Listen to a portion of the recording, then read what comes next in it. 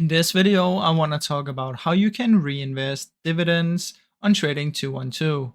Now, there are two ways to do this. The one is automatic and the other one is manually.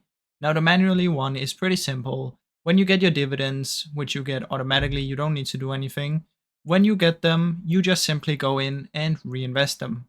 Now, the automatic one, what you can do is head over, and when you create a pie chart, you can create a new one, or if you already have one, once you're in here, what you want to do is find the auto invest one.